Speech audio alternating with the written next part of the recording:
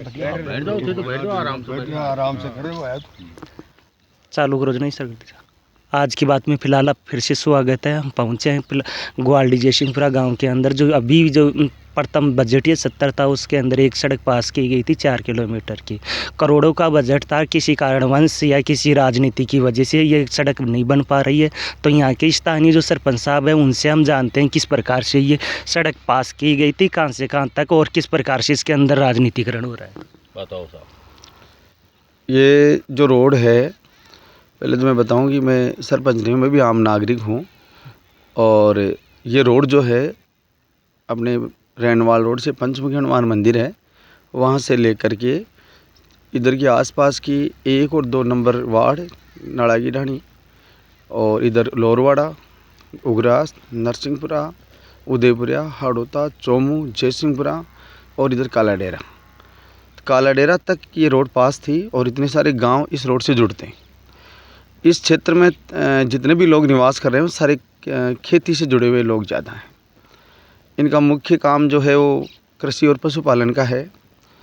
जहाँ तक मैं बात करूँ इस रोड की, तो जहाँ आज़ादी के बाद से ही आप अभी आए हैं, तो इस पूरे मार्ग पर आप देख रहे हो कि इतने गड्ढे हैं, और ये गड्ढे तो हैं ही, साथ ही बालुई मिट्टी है।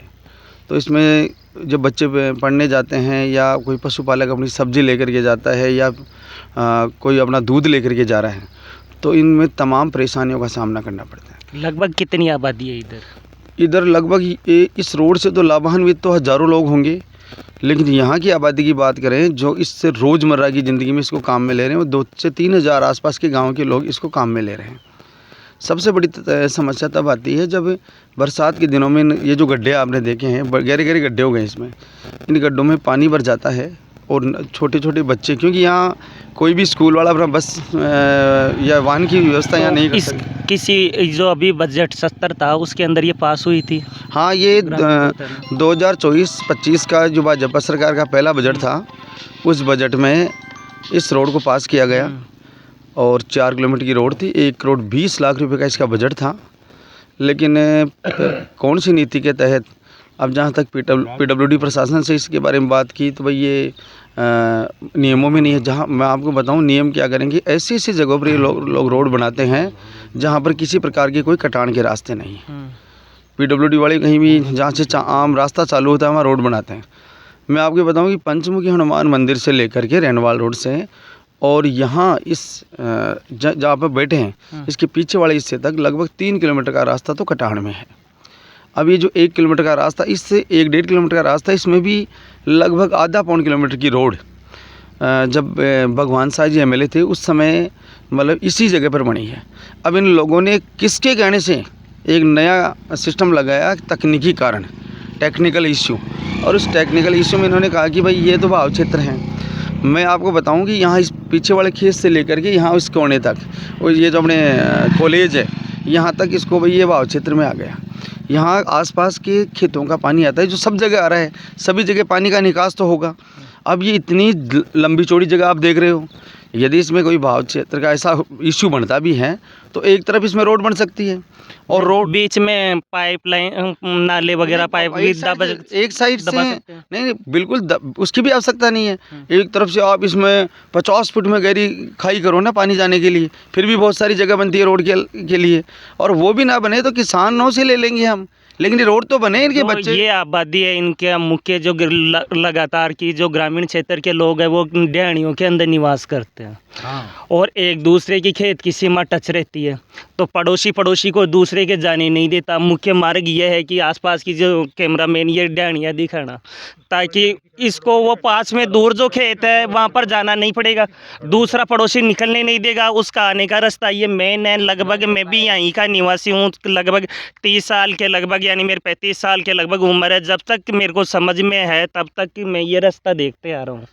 तो कहीं ना कहीं ये ग्रामीण लोगों के सबसे ज़्यादा ये समस्या है, मुख्य निकलने का ये रास्ता है, तो ये सड़क बन जाती है तो उधर से तो निकल जाते हैं, तो कहीं ना कहीं 10-15 किलोमीटर का या तो चक्कर कर लगा के आओ, या पड़ोसी जाने दे तो नहीं जाने दे, नहीं अन्यथा नहीं जाने दो। इस शब्द के बारे में आप क्या कहना? मैं आपको बताऊं, इस रास्ते के अलावा ये जो मैंने आपको, ये हनुमान जी के जब पहले लोग जाते थे तो उनका मुख्य रास्ता यही था।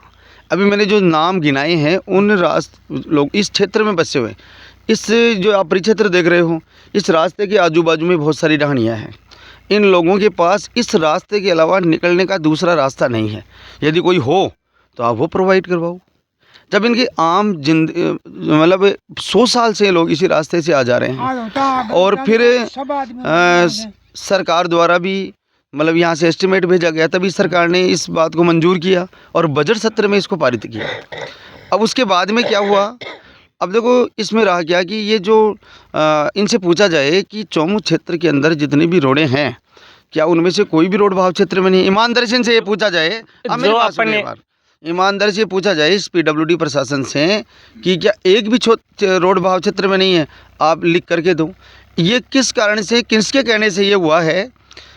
किसी के कहने से भी हुआ हो, लेकिन आम जन त्रस्त हुआ है, विद्यार्थी त्रस्त हुए हैं। आज़ादी के बाद से रोड का सपना देख रहे जो आम किसान थे, आम नागरिक थे, उनको निराशा हाथ लगी है। मैं आपको ये बताऊं, इसमें से सबसे बड़ी बात है, अब जैसे तुरंत इस रोड को की जो जगह थी, अब इसमें अपने जो वर्तमान विधायक महोदय हैं, उन्होंने कहा कि जब नहीं बन रही है उनको प्रयास करना चाहिए था। भाई क्यों नहीं बन रही? अपने लोगों के लिए संघर्ष करना चाहिए था। भाई मेरे क्षेत्र के लोगों के लिए रोड आई है तो इस रोड को मुझे तो बनानी है, और इस जनता ने उनको चुना है, इसलिए चुना है कि वो अपने विधायक प्रत्याशी है तीनों। नहीं, आप मेरी बात को पूरा करना तो भले। लोगों ने इसलिए चुना है ताकि वो उनकी ज़िंदगी से जुड़ी हुई जो समस्याएं हैं, आम रोज़मर्रा की ज़िंदगी से जो जुड़ी हुई समस्याएं हैं, उनको ये दूर करेंगे। अब बड़ी आस के बाद में यहाँ जब ये रोड पास हुई थी तो यहाँ जश्न मना था, इतने पटाखे छूटे, लोगों ने खूब खुशियाँ मनाई कि अब आज़ादी के 70-75 साल बाद में ये जो एक अलग से पड़े हुए लोग हैं, इनको लगा कि हम भी रोड के मार्ग से जाएंगे। मेरी बात को सुनना आप। उसके बाद में तुरंत फैसला लिया जाता है कि इस रोड के स्थान पर यदि ये नहीं बन रही है तो इसके स्थान पर अमुक जगह पर रोड बना दी जाए। ऐसा करने के बजाय उनको ये करना चाहिए था कि ये रोड क्यों नहीं बन रही। अब जैसे हम लोग बैठे हैं, अरे कोई बात नहीं, कोई सुध नहीं ले रहा है तो कोई दिक्कत नहीं। हिंदुस्तान के संविधान के जो एक तरफ जो वर्तमान सरकार है छिंतरुआ अमृत उत्सव मना रही है, और कहीं ना कहीं एक विकट समस्या है, तो इस बारे में आप क्या कहना चाहोगे? मैं ये कहना चाहूँगा कि ये सरकार के 3 रोज़ से 45 डिग्री का टेम्परेचर, 45 से 40 डिग्री का टेम्परेचर आप यहाँ पर देख रहे हो कि मामूली से हमने छाया कर रखी है।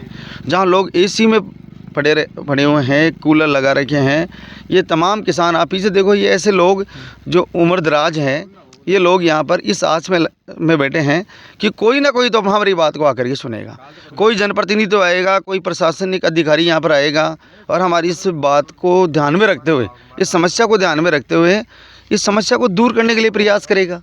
लेकिन आज 3 दिन में तो अभी तक, मतलब आप लोगों को मैं धन्यवाद देना चाहता हूँ कि आप लोग आकर के हमारी बात को कल दैनिक भास्कर, परसों दैनिक भास्कर के द्वारा, कल आज के अखबार में राजस्थान पत्रिका के द्वारा, आप जैसे लोगों के द्वारा, मीडिया हमारी बात को पूरी मतलब दिल से इस बात को उठा रहा है। लेकिन ये प्रशासनिक अधिकारियों ने अभी तक यहाँ पर सुध नहीं ली। कम से कम ये